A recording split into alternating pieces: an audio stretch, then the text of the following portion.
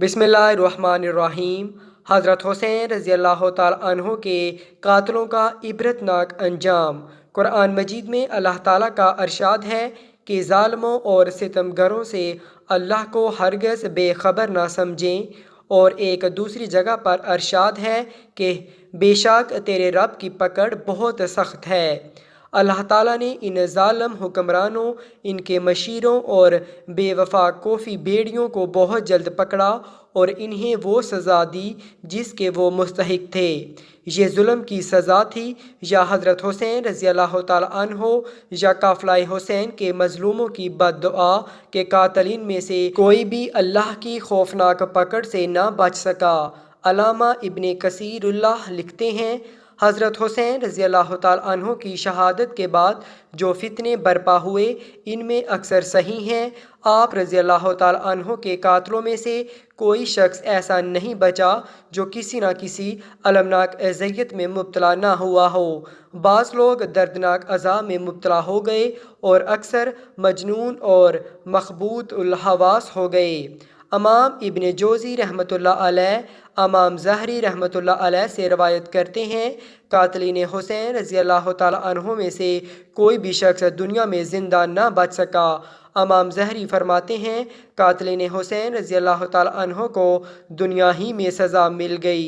कोई कत्ल किया गया, किसी का चेहरा काला स्याह हो गया या मसक हो गया।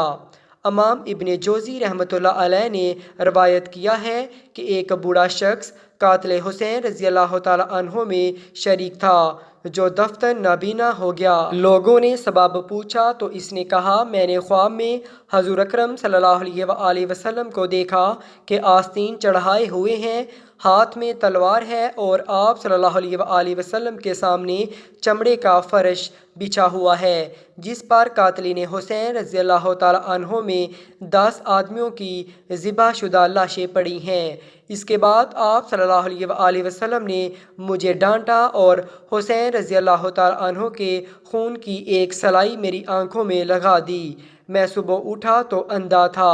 इमाम इब्ने जोज़ी रहमतुल्लाह अलैह ने ये भी नकल किया है कि जिस शख्स ने हुसैन रज़ी अल्लाह ताला अन्हो के सर अक़दस को अपने घोड़ों की गर्दन में लटकाया था, इसके बाद उसे दिखाया गया तो इसका मुंह स्याह काला हो गया।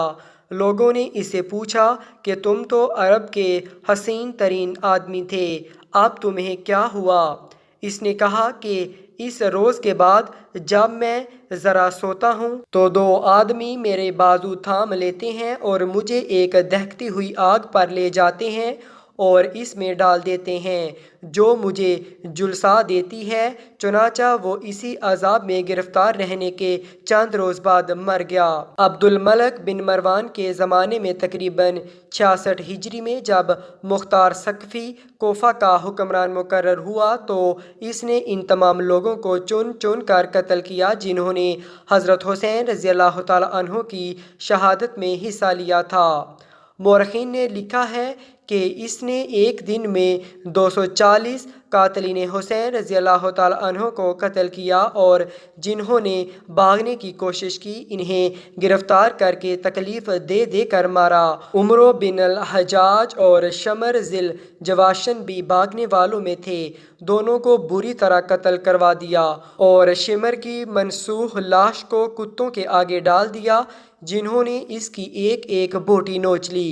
अब्दुल्ला, मालिक और हमल ने रहम की दरख्वास्त की। मुख्तार ने कहा, ज़ालिमों, तुमने सबते रसूल सल्लल्लाहु अलैहि वसल्लम पर रहम न खाया, तुम पर कैसे रहम किया जाए?